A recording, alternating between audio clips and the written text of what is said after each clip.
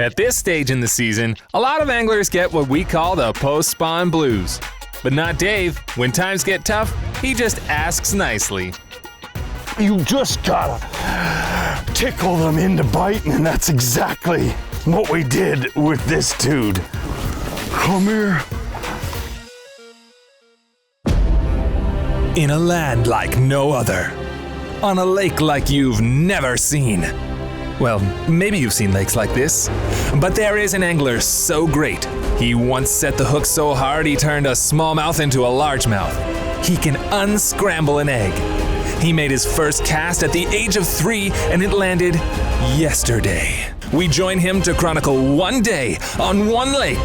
This is Facts of Fishing, the show. Down the odds.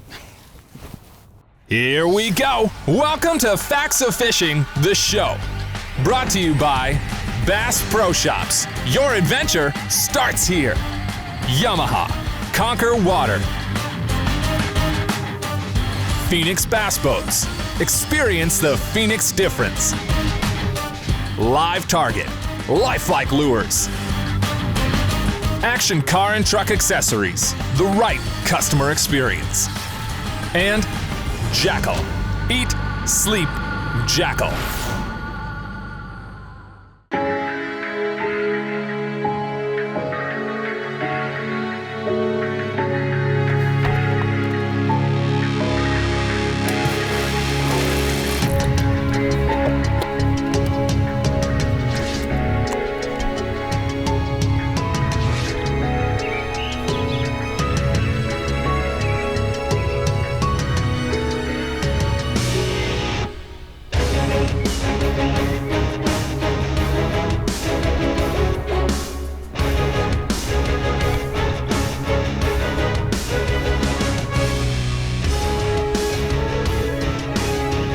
Fish behind it.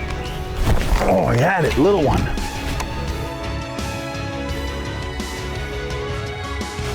Fish. Little. It's the little dude that was messing with my top water. Easy. Itsy bitsy teeny weeny bass.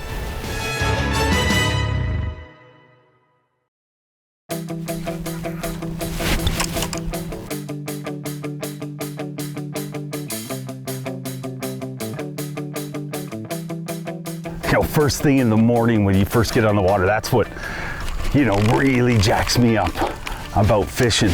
But the first thing you want to do is you really want to pay attention to everything around you. I mean, first thing in the morning, you can go to the lake with a ton of preconceived notions, but really you got to pay attention to what the fish are doing. And I'll always start cycling through a bunch of baits until I figure out exactly what those fish want. But I'll also pay attention to what's going on. I mean, in the morning, wildlife's moving, stirring around. And this morning, it's fairly still, really. I got a feeling a fish just surfaced over there. I say it's still and a fish surfaces. But I got a feeling that these fish, you know, it got a little cooler last night. These fish are gonna take a few minutes to warm up here this morning. My bass sense is tingling.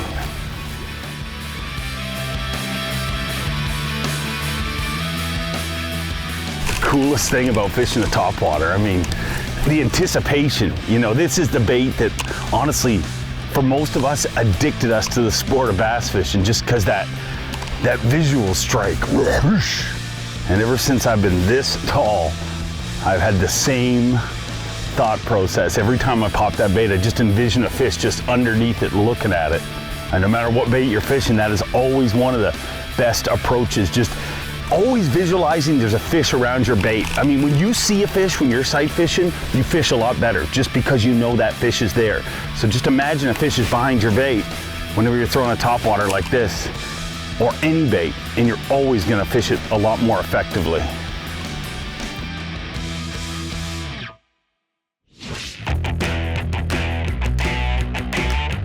Feeling like munch time. There he is, big one, giant.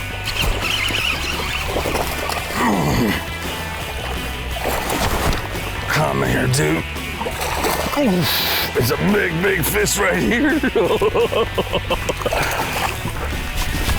Come here.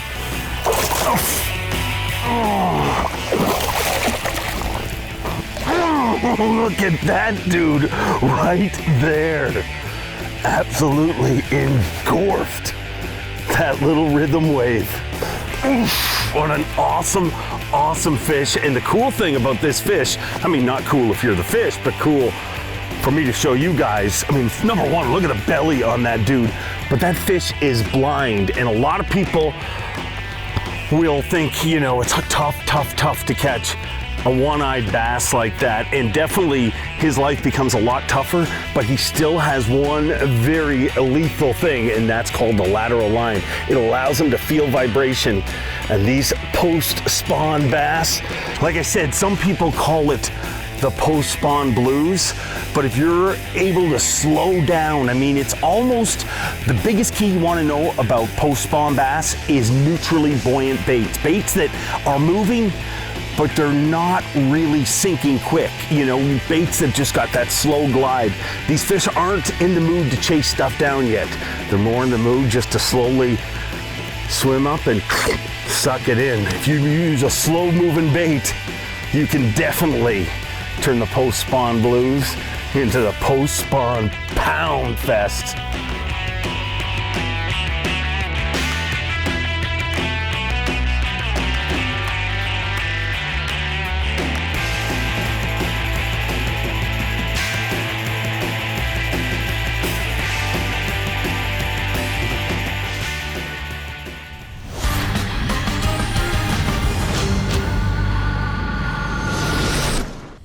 This segment is brought to you by ARE Truck Caps. ARE, outfit for life.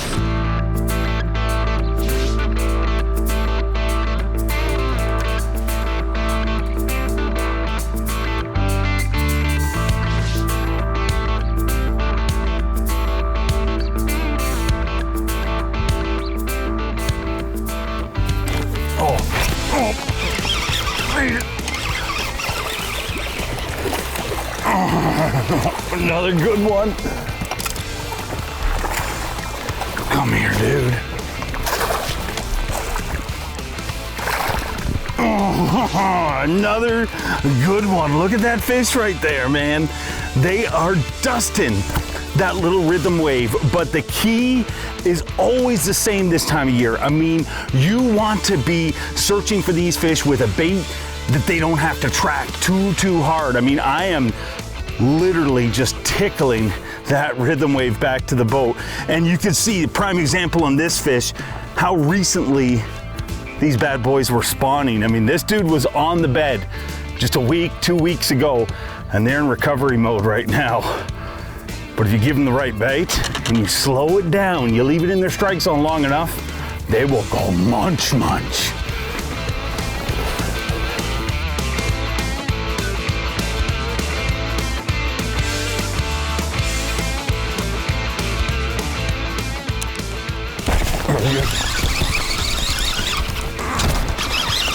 Come here. As soon as that bait hit the water, this dude ate it. Get up here. Just a little chunk. Just a little itty bitty chunk. They're telling me that the fine people here are watching. This is live facts fishing, and they want it kissed, so I will gladly kiss that bad boy.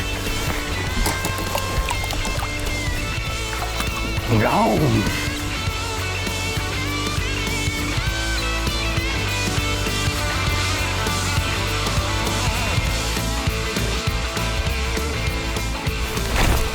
Big fish, giant fish. Come here, dude. Wait till you see this freak band up. Oh man. Come here, dude. Come here. Oh, I gotcha. Look at that dude right there. Absolutely inhaled the rhythm wave. And we are figuring out how to catch what some people say are one of the most tricky fish to catch. Post-spawn fish don't have the post-spawn blues. Post-spawn pounding is what we're doing today. And it's a really simple, easy thing to do. All you gotta do is remember, they're not chasing, they're not going crazy. You want slow, sauntering baits, and you'll get big, hungry bass.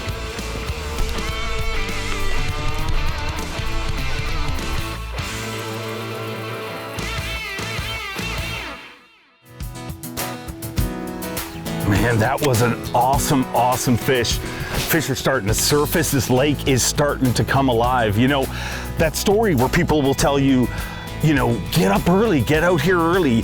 A lot of times this time of year, you know, post-spawn, these fish, you know, literally spawned last week. And a post-spawn situation like this, it's kind of the opposite. You really don't need to get up crack of the morning. I mean, it's a beautiful time, but a lot of times it takes a few hours for those fish to start munching. And the one thing you want to keep in mind when you know those fish are post-spawn, I love to power fish. I love to throw a crankbait, a spinnerbait, something I can cover a ton of water with. And we may throw a little bit of that here today, but I'm going to tell you, the key with post-spawn, you can catch them on a bunch of different styles of baits, but they're all kind of slow, neutrally buoyant baits. I mean, baits that don't quite sink and don't quite float. They just kind of slowly sit there and fall down. It drives fish crazy.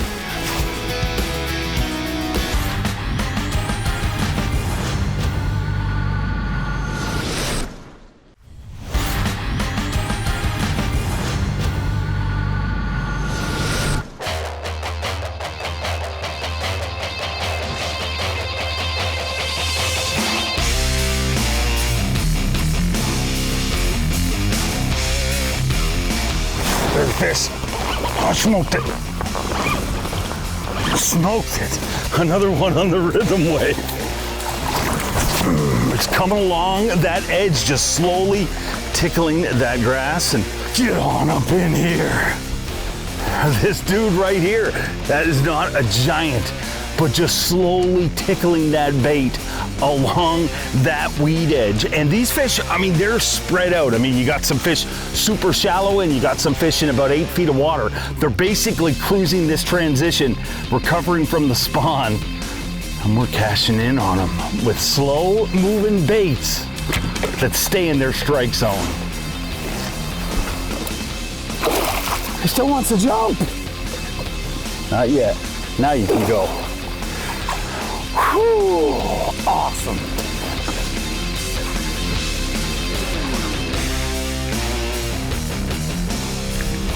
Oh, there he is. Smoked it. Oh, man.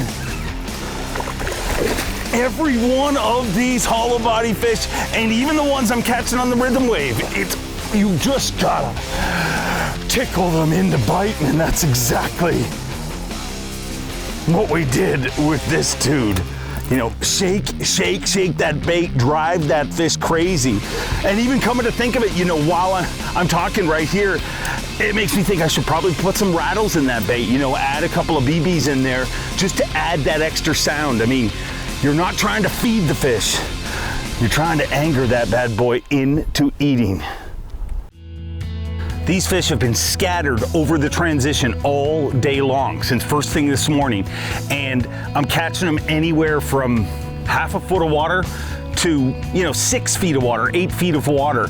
And that's exactly what these fish, even the ones in the pads, are doing. I mean, they're just still on that transition, but as the sun gets higher, they're seeking refuge under these pads.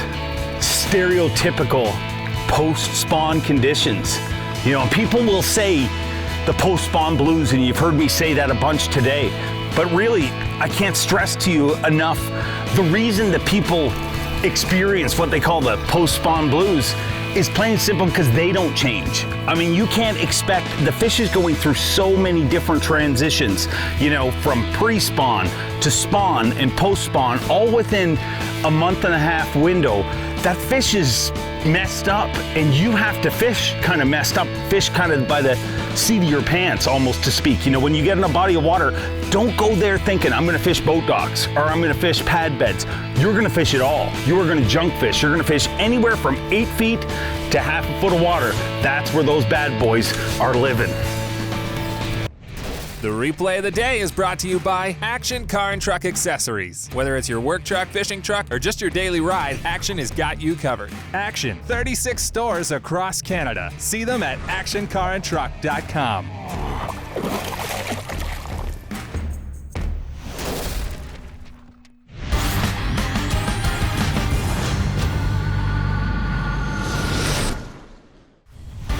This segment is brought to you by Hook Performance Fishing.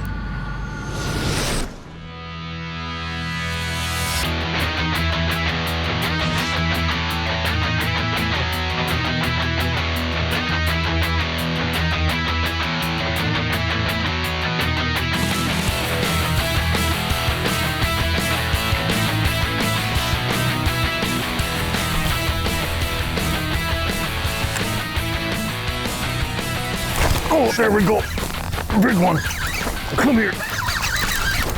Look at the size of this freak panda. Just blasted that frog. Get up here. Look at that right there. Oh, I thought he was bigger than that, but you know what? That is a pretty decent one. And as this day continues, throw in these neutral baits. And a frog is a very versatile bait. It's a bait that you can fish really, really fast. But that's not what we're doing today. We're just basically popping it in place. And this little live target hollow body, that's one of the areas that excels. It's really easy to walk side to side in place. And as you can see, you do that, and they do this.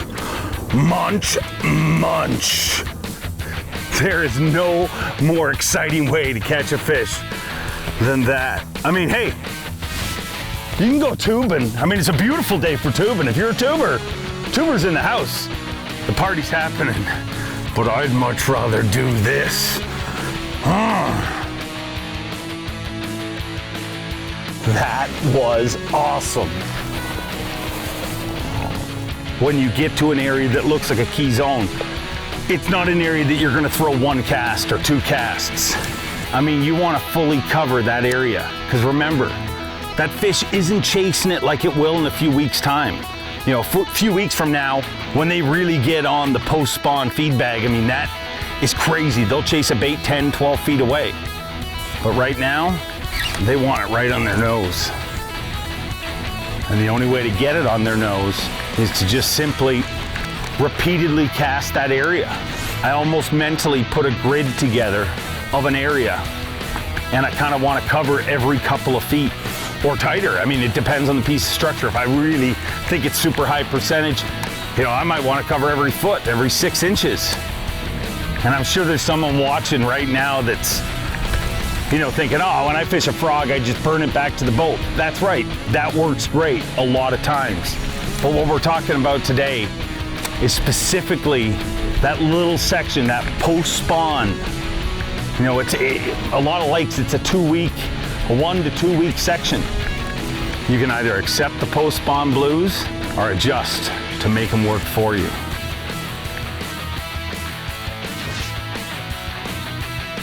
Oh, there he is. I smoked it.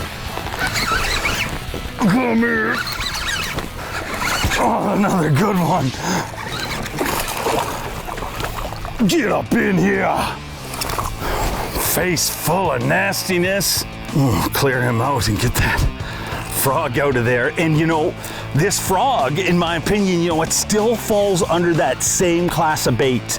Because yeah, you can fish a frog really, really quick. And people think of a frog as not a neutrally buoyant bait. And it's probably not the right term I'm using, but basically you want a bait that will sit in that particular area for a very long time. And this bad boy was way up shallow. Just danced that bad boy ahead of him, and you know what time it was? Munch, munch time.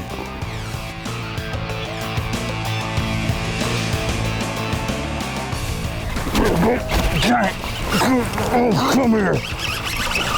Another big one. Man. Oh, I love it. This is awesome. You gonna jump, aren't you? Easy.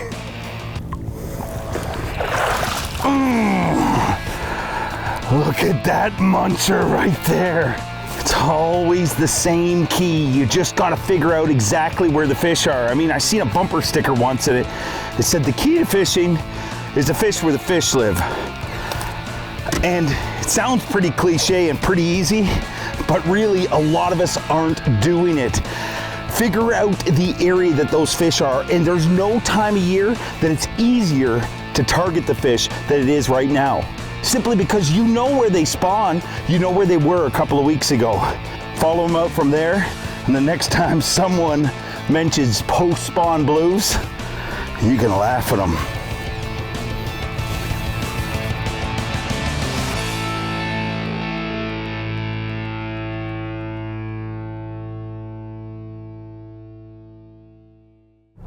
You know, one of the biggest bonuses with this type of fishing, and it blows me away, everybody calls it, you know, post-spawn blues, but really this is the easiest time of year, all year, that there is to catch fish. I mean, let's face it, just a few weeks ago we know these fish were spawning. Every angler in the world knows where these fish spawn. They spawn in the shallows, so you want to feed out from there. This is one time of year you don't have to guess. You know exactly where those fish are going to be sitting, that first transition after the spawn.